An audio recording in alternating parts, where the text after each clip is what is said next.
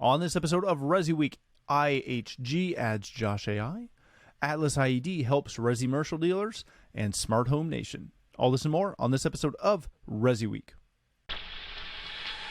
The network for the AV industry. What are you listening to? This is AV. This is AVNation. This is AVNation. This is ResiWeek, episode 294, Duck Kazoos. Support for AVNation is brought to you by Crestron.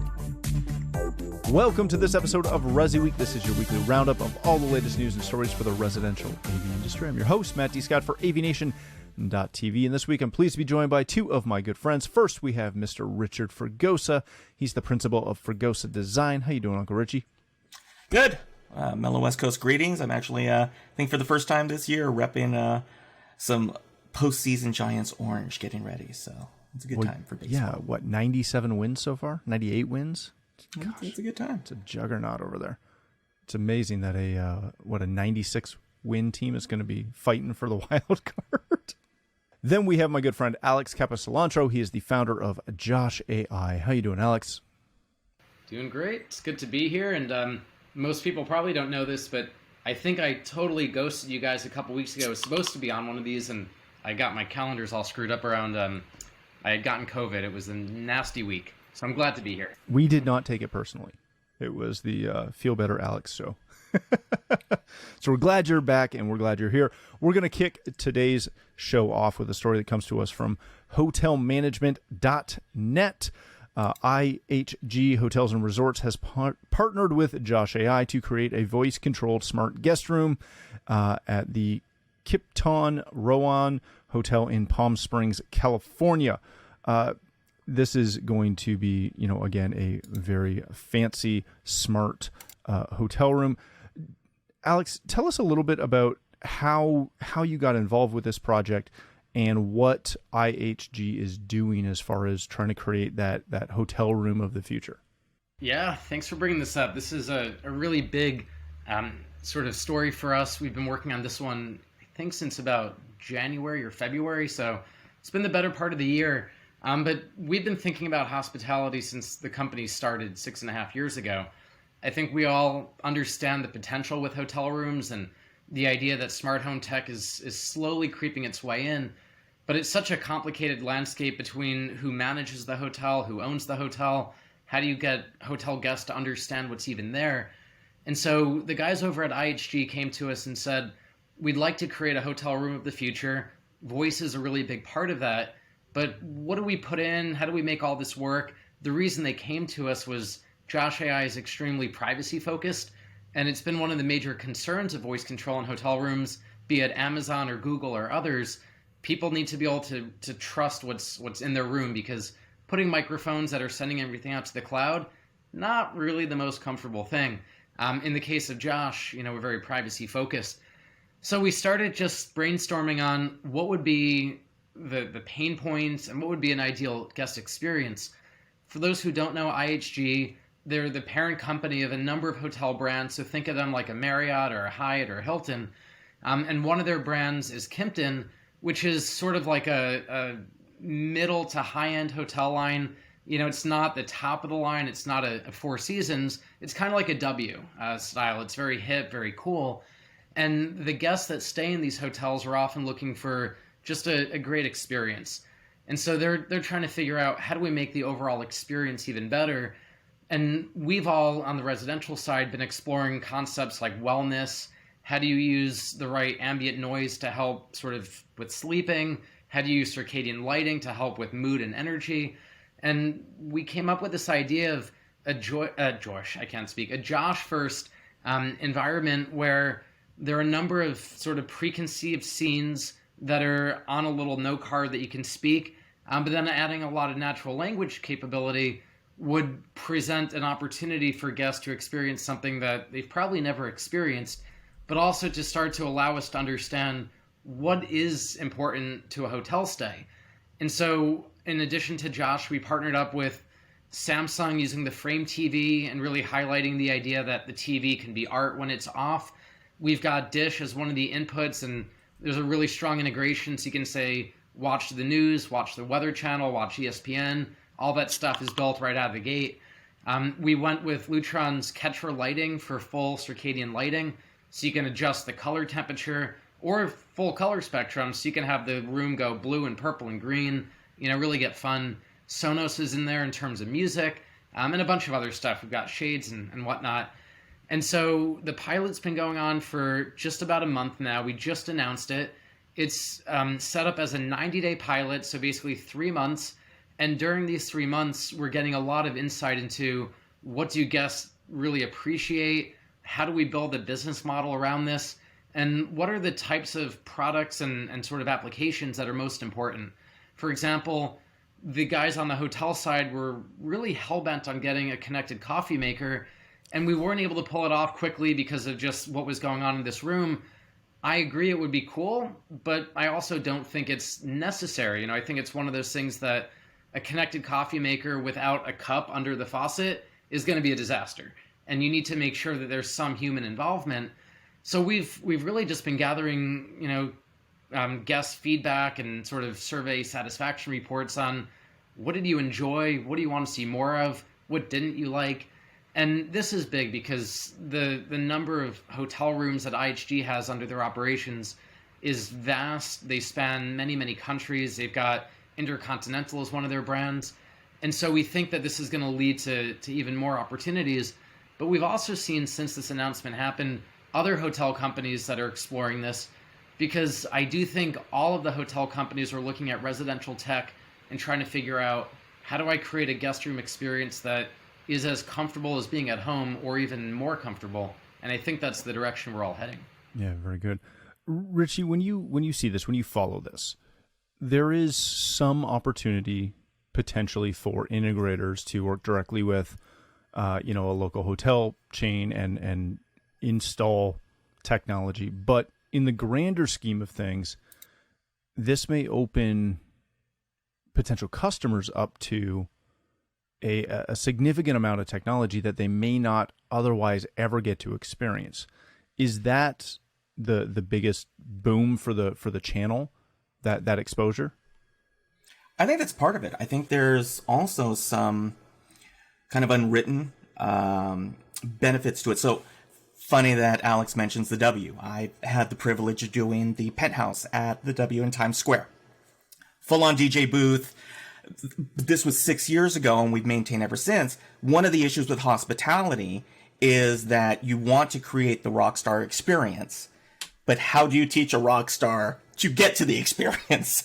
And so, we dealt with that a lot, where how do you access the amenities? And so we were kind of some of the first that went and leveraged BYOD and iPad technology, tablet technology as a center point to it, always on, always connected, keeping their information, again, privacy rules, and especially in hospitality, privacy rules, and it churns, right? So you've got somebody booking a room after their stay, you need to find a way to be able to start anew. Mm-hmm. The biggest benefit that I see is something that I'm sure Alex and his team talked about. And again, full disclosure, huge fan of Josh. I find that not only in bespoke, which is what we're talking about here. Mm-hmm. This is a bespoke. This is from 20 years ago, the digital butler, the digital concierge, all of the things that we've coined as integrators when we're doing, estate management. These are all of the trickle down elements for it. One big thing that I see for integrators, and the question that I get from integrators a lot when integrating voice or bespoke programming is, I don't even know what to do with it, right? Yeah. This is going to provide the ability to determine this is what people really use, because you're going to have a fresh user going in, and they're going to wonder, well, is it lights on, lights off? Is it going to bed? Is it shades open? These things can all translate to skills that could be pre-built a little bit more for integrators. That you can say, here is your regular suite of things that we've discovered people use. Because in hospitality, right, it's not catered for them. They're entering into a foreign environment.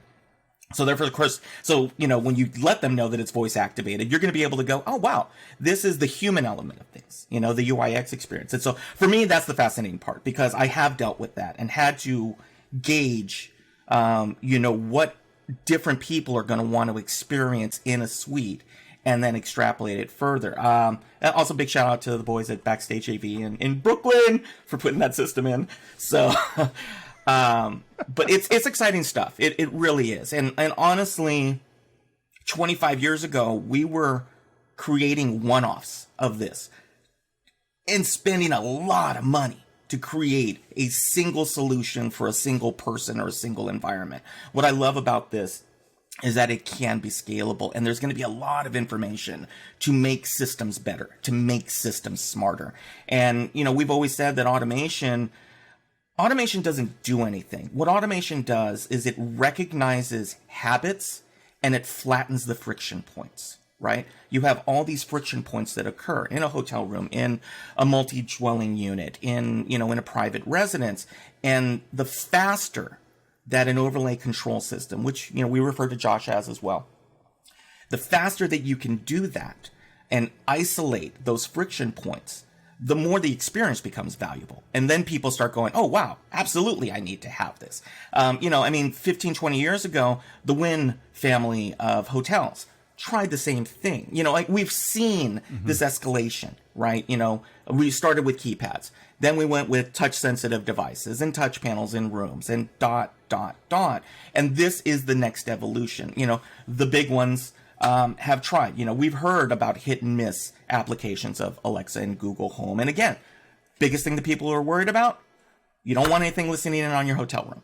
So I think that if it can continue to address and promote the privacy issues around voice and truly keeping it secure, I think that a lot of the trickle down, there's going to be a lot of unexpected trickle down that comes from it, because the integrators can then have a skill set that is provided by these automation companies that said, hey, look, we've had 1,500 guests come through, and 90% of them, this is the first thing they asked for.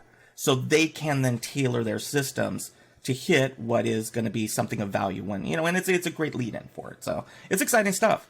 Yeah, just to add on too, there are a few things that have been really interesting to learn already. The first one is we've gotten a sense of what the most frequently requested commands are, and that a number of guests do not know about half of those commands. And so one of the things that we're augmenting with the pilot at this point is giving sort of a little printed list of, I think we're keeping it to 10 voice commands, but things like TV on off, lights on off, shades open, close, just simple commands that people don't always realize they can do. The second thing that's been an interesting insight is it's not just the hotel guests. We're seeing the staff that are there that are cleaning the rooms and whatnot, they're giving voice commands. I think when you're needing to turn a room, you want to be able to quickly open those shades, get the lights at full brightness. And so using the system for part of that is definitely happening already without us even really thinking about it. But the last thing, which I'm really excited about, is for a long time, we've had different dealers talk about how do we create a killer demo and just deal with the fact that different people giving the demo are going to give it differently, or maybe you need a self-guided tour. We came up with this concept where with Josh, you can launch into a YouTube video with, a simple voice command, or you can create a scene. So we created a scene, which is, something like Josh, show me the demo. When you do that, it resets the room, it sets the lights, it sets the shades, it turns off any music, and it turns the TV on right to a specific video that we created. The video then starts by saying, we're going to show you over the course of the next couple minutes what this room's capable of. In the video, I'm going to be giving voice commands, so, please keep your voices down during this video. But if you ever want to stop it, just turn off the TV, because it's not a pre-scripted demo. It's really just commands from the TV. And then in that, we run through, one by one, we open things up, and then we transform the room. We go into a party scene, then we go into a relax scene. And so we show the hotel guest the full range of what the room can do with just one voice command, and then they sit back and just take it in. It's something I've wanted to do for a long time, and I feel like a hotel room is the perfect example, because you close the door, you don't have crowds like you would at a showroom, it's not a trade show.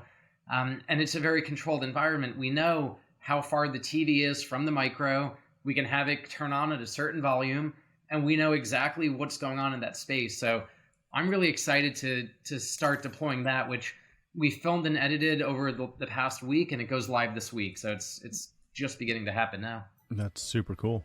All right, let's move on to our next story of the day. This comes to us from CE Pro. AtlasIED Atmosphere product line elevates resimercial opportunities for integrators. This is a story from our friend Jason Knott. He had a conversation with a good friend of mine, Michael Peevler, over at AtlasIED to explain the Atmosphere platform and how it helps integrators quickly jump into light commercial products. So go take a look at it. If you don't know what Atmosphere is, it's a essentially digital audio platform that can be used in restaurants and bars and hotels and houses of worship and retail, and technically in residential as well. It is a multi-zone system. Uncle Richie, when you see this is, Atlas is probably a company that a lot of residential integrators don't know about, but they do a lot of stuff. They're in, something like 90% of every airport you've ever been in, telling you which gate is yours and when you need to go to the next gate because there was an issue at this gate, not to leave your bags, all that fun stuff. But they've got a really cool system in Atmosphere that is very simple to use. It's one of the easiest ones I've ever seen for handling DSP and all the things that digital audio systems do.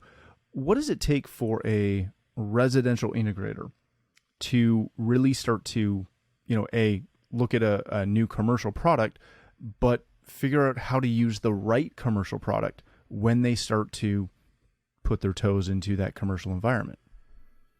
I love it. I think what it does is it creates an ecosystem to keep resimercial dealers out of trouble. We're moving to an AV over IP world, period. Right? We get point to point. The way we've been doing it with 70 volt, all of the things that you needed for your CTS exam are being very quickly transformed. Resi, and I've been a huge proponent of Dante and Resi. Huge. It makes sense. The use of digital signal processors. There are all of these technologies that have been available for quite some time, but it did require a certain level of expertise. I view Atmosphere as if you're scared about Dante, if you're scared about networking, if you're scared about ... but still want to get in, get out, and get paid, this is a stepping stone to be able to allow you to transition from one to the other and be profitable.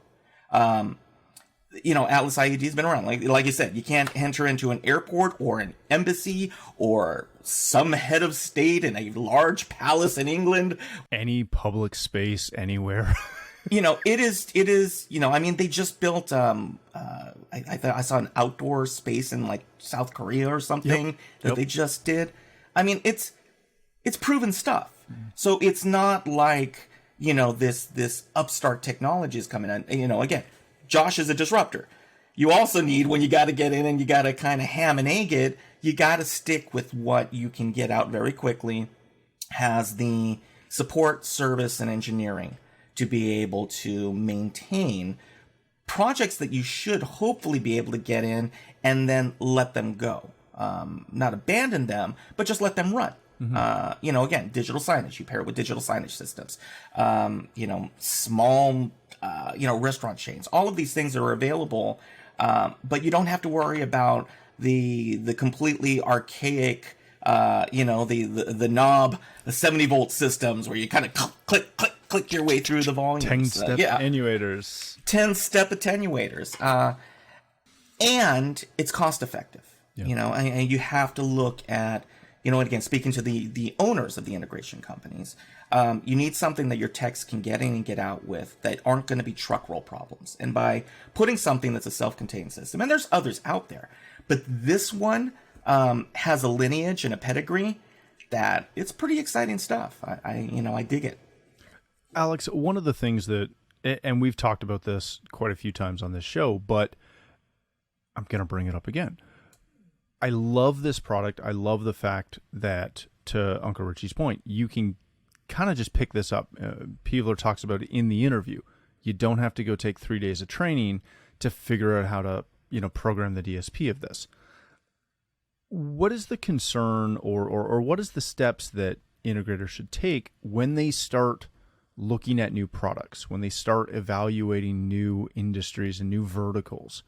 Because I always get concerned that when you see something like this and go, oh my gosh, it's so easy, we can do it. We can now do every quick serve restaurant in our city. And then all of a sudden they get out over their skis. Yeah, so I think there are a few things here that are worth mentioning. The first thing that comes to mind is there's a big difference between residential integrators getting into light commercial versus taking commercial products and bringing them into residential. I'll start with the latter. I think we see, at least in my side of the business, because I'm so residential focused, we see dealers all too often bringing products into the mix that are good products for one reason or another, but they just don't integrate well. They don't integrate with the stuff that is already planned for the home. And that's when you create a world of pain. You end up trying to shove a square peg in a round hole and it's just not working. And so on the residential side, my advice is always start with the control system. I don't care what control system it is. If you're putting in Control 4, Crestron, Savant, Josh, whatever, start with that and understand what that system plays nice with. And so, for example, let's say that you wanted to bring this into a residential project and the project is definitely going to have Control 4. Well, make sure that Control 4 works with this product. If it doesn't, I would be very, slow to move it forward. The great thing is the forums are active. I guarantee some dealer has tried to put these products together. Ask your community. Ask dealers on the Control 4 forums or the Josh forums or wherever, hey, has anyone integrated this together? Any red flags, any issues, anything I need to know? And if no one has done it, you don't want to be the first, is my advice on the residential side. On the commercial side, though, I think this is a huge opportunity. This morning, I was having coffee with the owner of a restaurant here in town, and he was explaining to me that he is having the biggest frustration with the Sonos system in his restaurant. Now, I'm not even sure if legally you're allowed to stream music through Sonos in a commercial application, so I'll leave that, to the lawyers. But what he was saying was he'll have music playing, and then when they run a credit card through their point of sale system, the music stops. And he's asking me, how do we debug this? And I'm saying, look, I've seen thousands of Sonos systems in the residential space. I have no idea what's going on with these POS systems. And so, POS for two reasons, but yes, point of sale. So my advice to him was you ideally need to find someone that has dealt with this before. We talked about splitting networks and hardwiring stuff and, the obvious stuff. But at the end of the day, residential and commercial do have different issues. And so I think this is an amazing product if residential dealers want to move into light commercial. And it seems like it probably has already solved these problems that, a system like Sonos maybe hasn't had to solve yet. But in terms of moving into that, again, I would start with the level of integration. What does this need to work with? Is there a control system? Is there not a control system? Who needs to operate this? I think if this is a standalone system for doing your audio work, great. You're off to the races. You have no problems. If it needs to work with a control system, you got to do your homework and make sure it's going to play nice. Yeah, very good. All right, gentlemen, let's move on to our last kind of quick topic of the day just before we let you go. Alex, I'm very happy you're here because you're going to be on TV tonight. If I have my schedules, I'm in Canada, our schedules are different. But in the US, you're on FYI tonight on what, Smart Home Nation? That's right. Tell us a little bit about how you got involved in this, what that experience was like, and what people can expect to see. Yeah, so to the best of my knowledge, this is the first smart home type show on a well-funded syndicated cable network, which is a really exciting deal for our whole industry, in my opinion. I didn't fully know the background until this morning when my team started just filling me in a little bit. But we've had a long-standing client in the Colorado area who is this older woman, lives by herself, and was a really strong case study of Josh in the early days, where we thought that voice control and AI would appeal to your younger tech-savvy, hipper crowd. And this was the opposite. This was someone who hates technology, gets confused with using apps, and just like the simplicity of saying, turn on the lights, open the shades. So this client works with a company, I'm just glancing over at my notes, called Colorado Home Theater, who apparently did her network. I don't think they were the full integrator on the product, but I believe the owner, or at least one of the main guys there, his name is Shanker Weigel. He's the one that's friends with the producer behind the show and had connected us as he was learning about the stuff they were looking for. The show is 30-minute episodes where every episode features 2 houses. And the idea is that there's a Delos wellness sort of house. There's sort of a slicked out AV home theater kind of focused home. And when they got connected with me, they said, this will be the sort of AI and voice control episode. And we were the first episode they shot, and it turns out the first episode of the whole season. So we're kicking it off. So tonight is the grand opening of the show. It's the launch. It's going to be at 10 o'clock Eastern time, so 7 o'clock Pacific time. And it's on a channel called FYI, which I had not been familiar with. I'm not a big TV person. They're affiliated with A&E. And if you guys have seen any of the sort of home remodeling type shows, it's in that line of thinking where you bring people in and you show them, your home could have this too. And the idea is to really demystify the smart home and show that although it can be pricey depending on what you're doing, it's a lot more accessible than people realize. And there's stuff that you can put in, today if you wanted to have, for example, voice controlled TV and music and lights that doesn't involve a complete teardown. Yeah. So I'm excited. I'm a little bit worried because sometimes the editing of these shows, get the facts a little bit wrong. What we do is fairly technical. I think we on the integrator side of the business are used to people not fully understanding what we do. And I'm hoping that I represented well the notion that you need an integrator if you want to do this right. It's not just about, the install of the hardware. It's designing the systems, maintaining the systems. And so I really tried to push that narrative because I believe it wholeheartedly. And I think a lot of consumers, when they think about the smart home, they think, I'm going to go to Home Depot and I'm going to buy a smart video doorbell. Yeah. And that's sort of what they believe.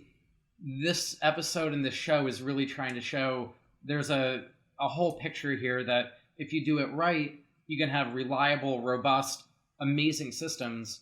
And I don't think the average homeowner has seen a good amount of what we're going to be showing in this show. Yeah, very good. And congratulations. As we know, this show our show will air on Wednesday, so it will already have happened. So you can check that out, hopefully on demand. Uncle Richie, let's wrap this real quick. One of the concerns I always have with anything like this is that this one hopefully will be the outlier, but typically the DIY, the construction shows, the remodel shows, HGTV, etc., and mass publications, they gloss over the tech. Or worse, there'll be like a Washington Post article about how the smart home never works. Should a show that's based on the channel, essentially, right, Smart Home Nation, you would like to think that they'll have a positive view on this. Is that what you're going to expect out of this? If you can have a breakout show over guys making duck kazoos, I hope that a home automation show can get some kind of good press. Did you just call them duck kazoos? Duck kazoos. Isn't that what they're called? Sure. If the show ends up being a flop because we're letting, basically Hollywood people try to tell our story, what I want to pitch, if it doesn't work, is duck kazoos. No. I want to do crib smart home style. And I think it'd be so cool to go into the homes that we all deal with, right? Celebrity homes, politicians, executives, and talk about, this is my home. This is what I live with. And showing that end result is something that I don't think gets seen nearly enough. So I do think the show is going to be done well. But if not, I'm going to start pitching crib style smart homes because I want to see that show myself. We've got a whole slot for you, so we'll have to take that conversation offline. We'll figure it out. We've got it slacked. All right, gentlemen, let's wrap it there. Alex, thank you for joining us. How can people connect with you, learn more about Josh.ai? Yeah, well, really quick. I know we're running long, but Yeah, I go always ahead. like to leave with one more thing. So the one more thing not on the agenda, as Matt knows, I'm currently serving on the board of directors for Cedia, and there's always good, juicy gossip and drama and stuff going on with Cedia. No. But in this case, it's very positive stuff. I don't believe for it. those who are not, yeah, for those who are not aware, Cedia has been undertaking a very extensive CEO search for really a matter of months now. And this is important because to me, Cedia represents the industry, the members. I got involved in the industry through Cedia. I think there's so much positive good that Cedia does, but also so much more that we could be doing. And I think, some folks have moved away from Cedia, haven't seen as much value since the show was sold. I'm really excited about the fact that we're getting very close to announcing a new CEO. Obviously, when that does happen, it'll be hopefully its own show. It's going to be a big, big deal. But I get to serve on the CEO search committee, and we're nearing the end of that process. And I'm very excited about the people that we're in final interviews with. And so when that does get announced, I think it's going to be a really big deal for the industry. Definitely need to make sure we get that person on the show, tell their story, talk about why they, wanted to take this job and what they see as the future of Cedia. But for anyone that feels like Cedia has been quiet, they don't really know what's going on, the search is, a very extensive process, but it's getting close to an end and big things are coming. So I can't wait for this to, become public, for the person to officially start the job, and just to see what Cedia is able to do over the next 12, 24, 36 months, because I know there's so much potential in front of us. Yeah, I love it. Appreciate that, my friend. Mr. Fregosa, if people want to connect with you, learn more about Fregosa Design, where can they do that? You can type my name into the interwebs. Something always comes up. You can find me on Twitter, at rfregosa. The website's Fregosa Design. But first and foremost, as I always say, I would love for you to find me here on our suite of AVNation.tv shows here on ResiWeek with you. Also, we have our monthly show, A State of Control, which talks strictly about the state of the control and automation industry with my partner, Steve Greenblatt. So if you can find me here, or more importantly, support our sponsors, that makes Uncle Richie happy. And that's the goal, is making Uncle Richie happy. And that's what matters. That's what matters. Wow. There's a selfless plug. Thank you, gentlemen, and thank you, everyone else, for joining us. If you'd like to connect with me, you can find me on Twitter at Matt D. Scott and pretty much every other social platform. But more importantly, please visit AVNation.tv, where you'll find this show as well as a wide variety of other shows with all the verticals that we cover. When you visit the website, please take a moment to check out our supporters. We are extremely thankful for their support and ask that you check them out as well. Thanks again for watching. That's all the time we have for this episode of ResiWeek.